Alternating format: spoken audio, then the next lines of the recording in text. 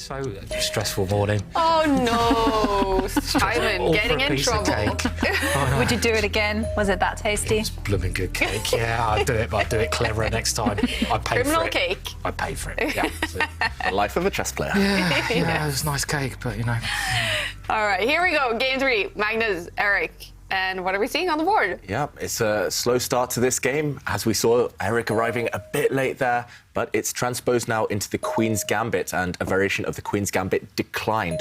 That means that Black not taking one of the white pawns that has been offered up early on, and Eric going for a very solid variation. But, I've never seen Eric use this opening. Have you? Nope. Maybe he plays this opening more in Blitz online or in bullet chess, but it's not his normal opening. And, OK, we did see a trade of pawns, even a trade of knights, and it's a very similar pawn structure to what we saw in the last game, so it's very Grunfeld-esque. The type of position looks like a Grunfeld, but it's a different opening, and I'm thinking by Lenia Dominguez, one of the very strongest American players now. But, yeah, it's a solid choice for Black. But if Eric doesn't know the ins and outs of it, I'm scared for him. Yeah, in his match now against Magnus, another move here. Yeah, just getting ready to bring the Black bishop out to a long diagonal. Very sensible. Both sides just developing. Magnus will castle the white king now. Eric, you stand against quite the hard attack there for a long time, and you deliver a good defensive game eventually. That strategy paid off, but I don't think it was because I played particularly well, so I definitely can't allow Magnus such favorable positions in the next game. We had a tweet coming in here from someone who watched your interview earlier today. And he kept messing up, his sister died and he had to race the day after her death, and he broke the world record. Yeah. He won. Yeah, it was race. an incredible story.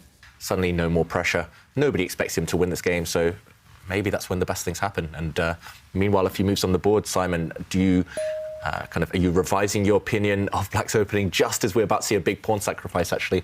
I don't like this opening for Black. I know lots of strong players play it, but it's so tricky to defend this attack. And let's see what happens. I'm sure now the knight comes forwards, as we said, and Magnus knows exactly what he's doing. The knight is heading towards the Black king. Magnus on the attack. Critical moment. Then they will be tied on points heading into the last day. But Magnus, he did win that match against Prague, so in direct encounters, Magnus will be on top of the table, actually. And also Duda will be only 1 point behind. Loves to bring every piece to the party, but this one also looking good. I suppose, sorry, David, I've just seen one other move as well. I mean, you could move... Has he gone in with a rook? He looks like... He has. OK, wow. You predicted it, Simon. Wow. For once, I got it right. So I don't think he's going to take the pawn near Black's king, though. I think that's... Not yet. Not yet. Maybe later. Yeah, maybe later. Well, yeah. He's cleared another square for his rook. Actually, the two rooks might team up on this line as well. The human just wouldn't. OK, and Eric is asking the question to Magnus, and our guru, David, has predicted the right move. Bishop takes knight on the board. Yeah, I mean, there's also the nice trick if you take the rook. Maybe we could just show this as well. There's one more variation. We can maybe quickly show it. Yep. But then we see these patterns working. The knight now is able to do what we call a fork, winning the queen. So there's little patterns, and that's where you practice your tactics. They become second nature. After all, it's a game of patterns. You get used to them, you improve your tactics. Yeah, and a couple of moves, but both sides just improving their rooks. Classical chess player? Yeah, OK, we have... Sorry. OK, yeah, I mean, I'll let David go first, I mean, with that one, because there's so many. I mean, the best or the one we prefer the best? It's quite hard It's up to you. You can Match of taste, maybe, as well? Does that question mean the best chess player in classical chess, or does it mean with a classical style? Classical chess. Classical chess. Day's work in my life, you know, so, yeah. Using the third rank to swing across and go for the Black king. And OK, I also like Magnus's move. This is what we call prophylaxis in chess. It's where you know that checks are coming later, so you get ready for them, you get out of the way in advance. You know what your opponent wants to do later. The king just sitting on the edge of the board, nice and safe, actually evacuating the first rank where it had no protection. So Magnus knows there's no way to break through yet. He's just improving every single piece to the maximum first. Also a bit stuck. You have to improve the Black rook next to the Black king, and there we go. He stole the words right out of my mouth. He did improve that rook. Sometimes I click on a square when, for example, we have the analysis board when I'm highlighting a square, but then I'll drag to show the arrows. And the mixture between clicking and dragging, it doesn't sound like it should affect things too much, but the computer has memory. So if it's remembered you've already clicked on a piece or clicked on a square before, and then you click on a new piece, sometimes it makes the move for you. So it's really weird. But here, you've got the clicking, you've got the dragging. It's a new thing. But yeah, we have some more moves, and I kind of like Magnus's knight maneuver there, Dave, but it's it.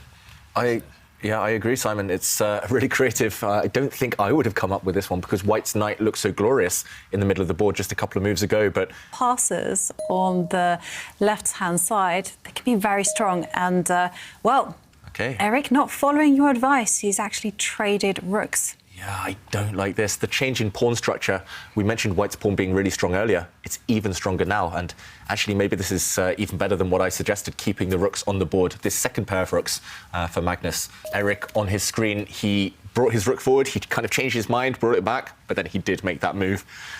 And it looks desperate to me. It looks like he's trying to go for White's central pawn.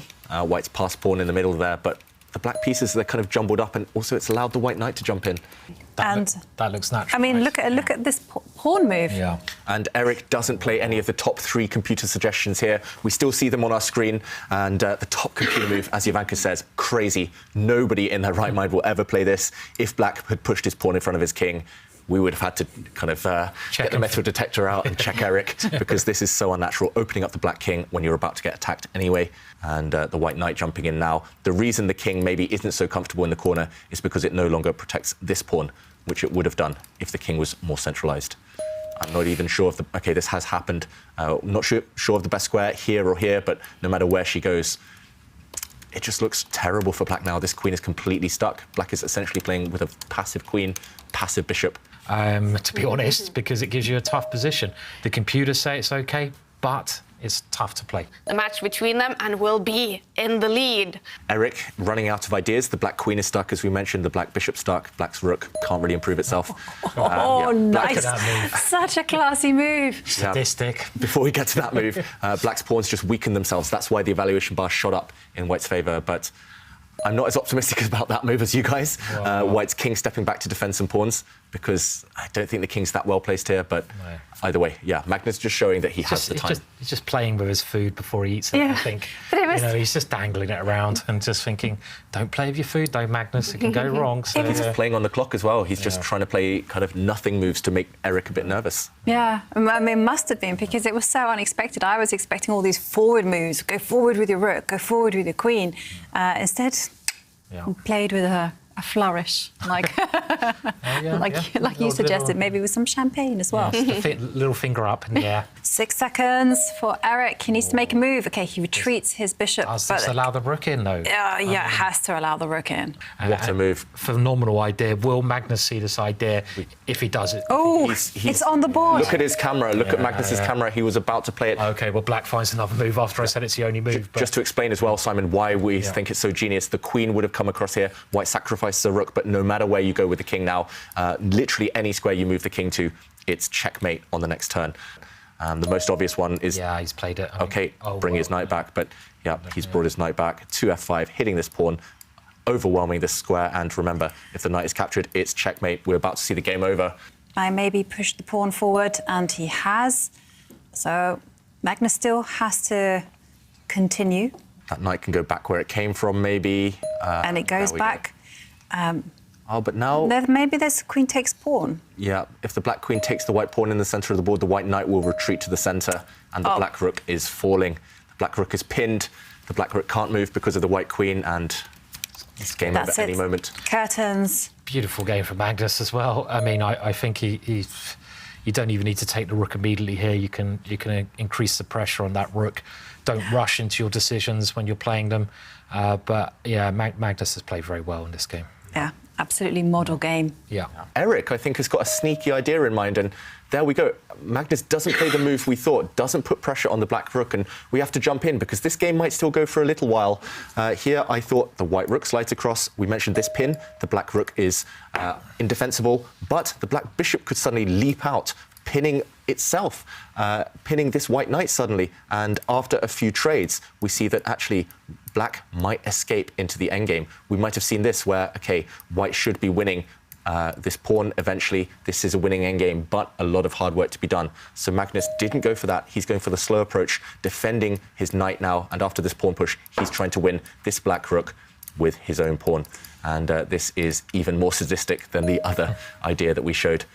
Eric has to block the pawn advance, but Magnus now can win at will. This pin is never disappearing. He will win the black rook at his leisure. What a move that was by Magnus as well. I mean, he's calculated that, yeah, he's just, that pin is 3 seconds, 2 seconds, 1 second. Eric has to make the move. Did he make a move? Has he moved in time, Eric? It's tight. Game No. Oh. Yeah. He's lost on time, it looks like. Oh no, worst kind of ending to the day for Eric Hansen. Another win for Magnus Carlsen. He decides the match. 3 points for Magnus Carlsen.